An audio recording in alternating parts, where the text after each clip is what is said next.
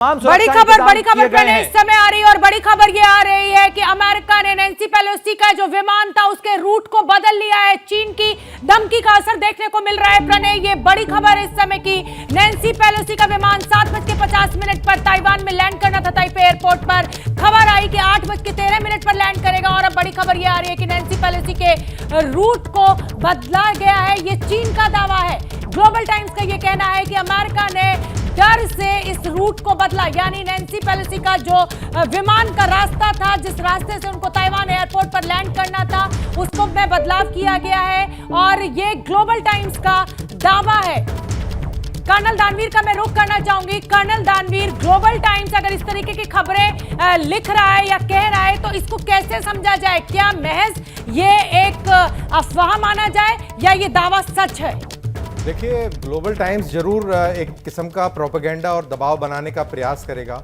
तो क्या वाकई ये रूट इस तरीके से बदली करा जा रहा है कि अमेरिका डर रहा है या इसके पीछे गोपनीयता का कारण है कि ये पूरी कार्रवाई हो रही है? तो ग्लोबल टाइम्स को मेरे ख्याल से बिल्कुल भी उस तरीके से सीरियसली नहीं लेना चाहिए।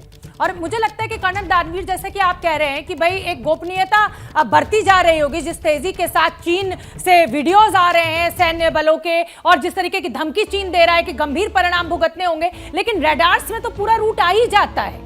क्या इस तरीके के जब इंटरनेशनल दौरे होते हैं तो क्या उसमें गोपनीयता बरतना जो है वो आप प्रोग्राम को लेकर बरत सकते हैं, लेकिन विमान कहां पर है, कितनी देर में लैंड करेगा, क्या इसको भी छुपाया जा सकता है? देखिए, इसको छुपाया इस तरीके से जा सकता है कि अब जहाज हवा में है, हवा के अंदर वो डॉगलेग कर रहा है या कोई ऐसा मनूवर कर रहा है जिससे डिले हो रहा है टाइमिंग्स के अंदर, तो वो थोड़ा बहुत फेर बदल कर सकता है। लेकिन ऐसा फेर बदल, बिल्कुल आप सही कह रही हैं कि वो करना मुश्किल है क्योंकि रडार से उसकी ट्रैकिंग हो रही है और ये सारी चीज़ों को देखते हुए पूरी तरह गोपनीय रखा जा सके ये बिल्कुल नामुमकिन है आज के ज़माने में, जिस हिसाब से मॉडर्न रडार कवरेज है। लेकिन इसमें एक चीज़ का और हमें ख्याल रखना चाहिए कि वो मिलिट्री एयरक्राफ्ट में है मेरे ख्याल से, और मिलिट्री एयरक्राफ्ट में थोड़ा सा गोपनीय रहने की कुछ क्षमता होती है। उनके पास भी इस तरीके के इक्विपमेंट होते हैं कि वो कोई झांसा दे सके या अवॉइड कर सके उस रेगुलर रडार कवरेज को। ठीक है, मैं मेरे सहयोगी प्रणय उपाध्याय का रुख करना चाहूंगी। सिचुएशन रूम में प्रणय उपाध्याय मौजूद है, लगातार हमें वो रूट समझा रहे हैं जिस रूट के रास्ते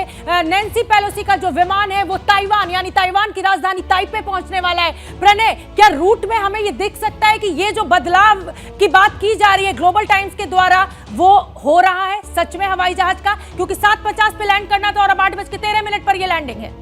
देखिए, ये जो पूरा वक्त आया था ये मानते हुए आया था कि अमेरिका का जो विमान है वो मलेशिया से साउथ चाइना सी होते हुए अगर ताइवान पहुंचता है तो रास्ता छोटा हो जाता है। लेकिन अगर आप रास्ता देखें, फिलीपींस का चक्कर लगा के ब्रुनई के ऊपर से होते हुए ये विमान इस समय ताइवान के बिल्कुल नजदीक पहुंच चुका है। ताइवान की राजधानी ताइपे इस जगह पे है और ये लाइव मॉनिटरिंग है जो सिविल एविएशन ट्रैफिक है इस पूरे इलाके के अंदर। आप देख सकते हैं ये अलग अलग एयरलाइंस के विमान हैं, उनके नाम हैं और उन विमानों के बीच ही ये विमान बढ़ता हुआ जो कि अमेरिकी वायुसेना का विमान है। और आप देखिए कि किस तरीके से ये विमान आगे बढ़ रहा है और ये ताइवान का जो एयर आइडेंटिफिकेशन जोन है, एयर डिफेंस आइडेंटिफिकेशन जोन, उसमें दाखिल हो चुका है और यहीं से ये विमान आगे बढ़ेगा, ताइपे पहुंचेगा और ताइवान की राजधानी ताइपे में ये विमान उतरेगा जहां पर तमाम तैयारियां की गई हैं। लेकिन इस पूरे इलाके के अंदर यहां पर ट्यूटिंग जो बेस है वहां से मिराज 2008 विमान जो हैं ताइवान के, वो हिफाजत के लिए पूरी तरीके से इस पूरे इलाके के अंदर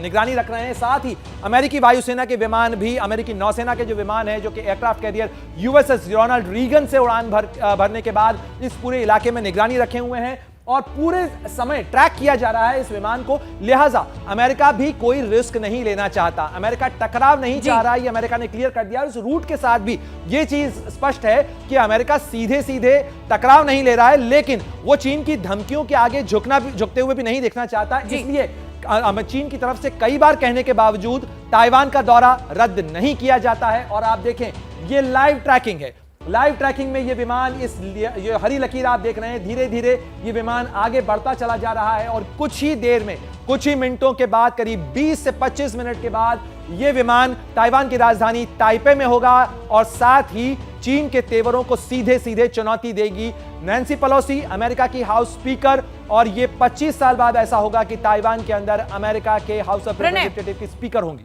प्रणय, मैं आपसे ये भी समझना चाहती हूँ, जाहिर सी बात है 25 साल बाद आपने बिल्कुल सही कहा कि अमेरिका अपने को पीछे नहीं हटाना चाहता, वो नहीं ये चाहता कि वो ये संदेश दुनिया को दे कि चीन ने जो चाहा वो हमने किया, पेलोसी जो है वो लैंड करेंगी वहां पर। लेकिन अगर चीन कुछ भी ऐसा करता है तो क्या इसको बचपना माना जाएगा? लेकिन इसी बीच एक बड़ी खबर आ रही है और बड़ी खबर अपने दर्शकों को बताना इस समय बेहद जरूरी। चीन अमेरिकी तनातनी के बीच ये बड़ी खबर एबीपी न्यूज के दर्शकों के लिए हम आपको बता दें, ताइवान एयरपोर्ट पर धमकी भरे फोन आ रहे हैं जो उनके ऊपर साइबर अटैक किया गया है। और अब चीन अमेरिका की तनातनी के बीच बड़ी खबर यह आ रही है कि ताइवान एयरपोर्ट पर धमकी भरा फोन भी आया है। ताइपे एयरपोर्ट पर बम धमाके की धमकी, और ऐसे में नैन्सी पेलोसी का जो विमान है जो 7:50 पर लैंड करना था, अब वो 8:13 पर लैंड करेगा।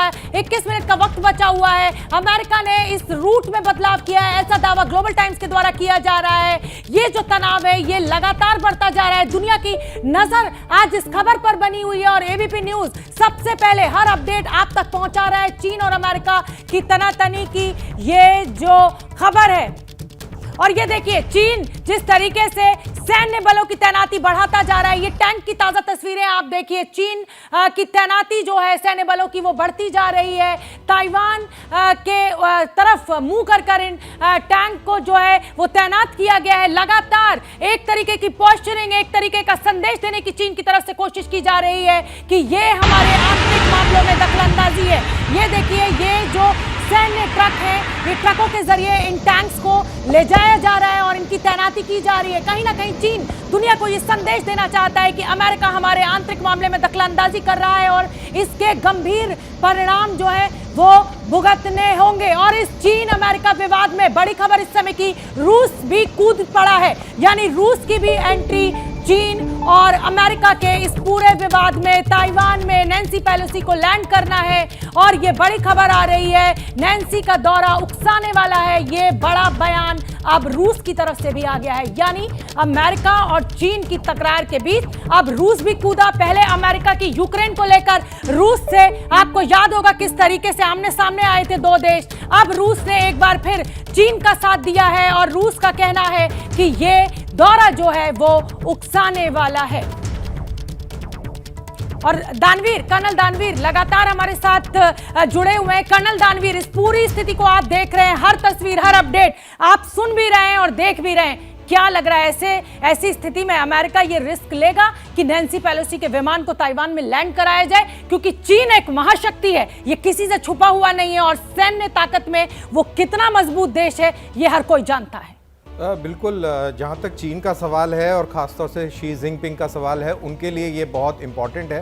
बिकॉज पार्टी कांग्रेस का अधिवेशन आगे आने वाला है जिसके अंदर शी जिनपिंग जो है अपने 3rd टर्म की दावेदारी करेंगे और पिछले 10 साल से वो अपने आप को एक स्ट्रॉन्ग लीडर की तरह प्रेजेंट कर रहे हैं। तो ऐसी सिचुएशन में जब ताइवान के ऊपर वो आए दिन ये धमकी देते रहते हैं या ये बयान देते रहते हैं कि ताइवान पे हम कब्जा करेंगे, ऐसे उन्होंने अपनी एक छवि बनाई हुई है कि ताइवान पे अगर कोई कब्जा कर सकता है तो वो शी जिनपिंग कर सकते हैं। और ऐसे में अगर वन चाइना पॉलिसी का उल्लंघन करते हुए नैन्सी पुलिस की आकर वहां लैंड करती हैं, जिसके ऊपर वार्निंग भी की गई है। तो दीपक कपूर पूर्व राजनयिक है, उनका रुख करना इस समय बेहद जरूरी है क्योंकि उनका एक लंबा चौड़ा अनुभव है। इस तरीके की स्थिति में क्या कदम उठाए जाते हैं बड़े देशों के द्वारा? दीपक जी, आपको क्या लग रहा है? दीपक वोरा मेरे साथ जुड़े हुए हैं। दीपक जी, क्या लग रहा है, क्या इस स्थिति में नैन्सी पेलोसी का विमान लैंड करेगा ताइपे एयरपोर्ट पर?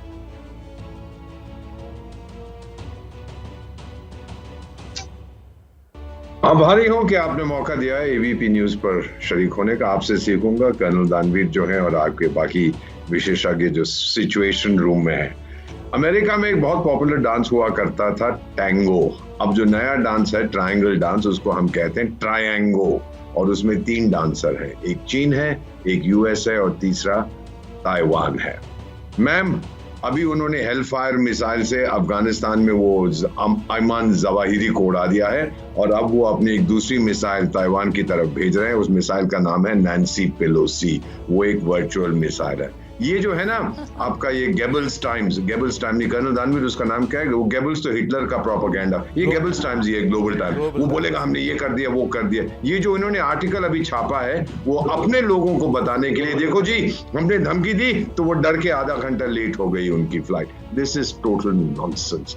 चीन में दम नहीं है मैम, आई रिपीट, दम नहीं है कि वो पंगा ले सके। वो तो हमसे पंगा नहीं ले पाए थे गालवान में, हमने उनके दांत तोड़ दिए थे, तो अमेरिका के साथ क्या वो लड़ेगा इस समय? ये सिर्फ लोगों को बताने के लिए है, दिल को बहलाने के लिए। ख्याल अच्छा है गालिब। आपको वो कहानी याद है ना मैम, स्कूल में भी आप पढ़ते थे, वो जो भेड़िया था जब वो 3 सुअरों के घर में पहुंच गया तो huff and puff and blow your house down. चीन हफ एंड पफ तो करेगा पर अगर ब्लो हो जाएगा उसका अपना घर ही गिर पड़ेगा, वो नहीं करने वाला है। उसने क्या कहा था, धमकी दी थी। अगर दीपक वोरा, मैं इस समय बड़ी खबर अपने दर्शकों को बताना चाहती हूँ। ये हैं शर्मा जी, जो रात का खाना और देश दुनिया की सुर्खियां दोनों लेते हैं सुमित अवस्थी के साथ। अब ये हैं इनके पड़ोसी बैनर्जी साहब।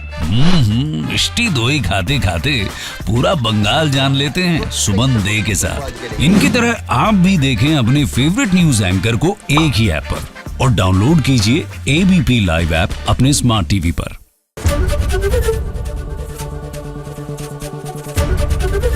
एबीपी न्यूज आपको रखे आगे।